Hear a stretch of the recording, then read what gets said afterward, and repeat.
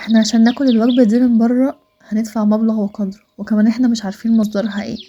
طب انا ممكن اعملها في البيت وعارفة مصدرها وتكاليفها قليلة وهطلعها احلى من بره. معايا نص كيلو كبدة متقطعة شرايح، وبصل جوانح، وفلفل جوانح، رومي وحامي، ممكن تستغنى عن الحامي، وتوم وتوابل الكبدة. ومعايا زبادي برضه. معايا جريل، هنزل فيها بلية خروف متقطعة صغيرة، دي تعتبر الدهون بدل الزيت، وكمان بيخلي طعمه ما يفرقش عن المحلات كتير. اول ما اللية تبدأ تسيح وتاخد لون، انزل بالكبدة الشرايح، هنزلها وافردها في الوك، مش هقلب على طول، تاخد لون وابدأ اقلبها.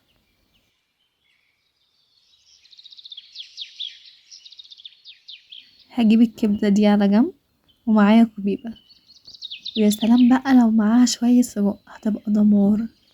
هنزلها على جنب ياخدوا صدمة مع دهون اللية، تاخد صدمة وبعدها اقلبها مع الكبدة. هغطيها شوية تنزل ميتهم، وبعد كده معايا فلفل وبصل وتوم وزبادي وتوابل كبدة، عليها ملح وفلفل وكزبرة ورشة قرفة بسيطة، ممكن نستغنى عن القرفة. هنزل بالثوم يطلع ريحته، وبعدها هبدأ انزل بالبصل واشوحه يدبل، انزل بالبهارات والزبادي. الزبادي طبعا لا غنى عنه، الزبادي يا جماعة بيدي طراوة تهبل، وبيزود الصوص بتاع الكبدة والكفتة. هقلب الزبادي مع الكبدة، بعد كده هغطيهم، تنزل كل المية اللي فيها، بعدها هنزل معلقة خل والفلفل الأخضر، هنقلبهم مع بعض كويس جدا واغطي عليها.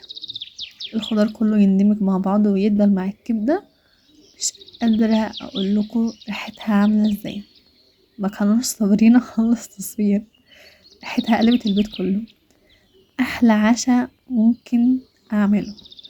بعدها ممكن برضو تحطي فحمة تديها تدخينة كده زي المحلات، هتبقى روعة.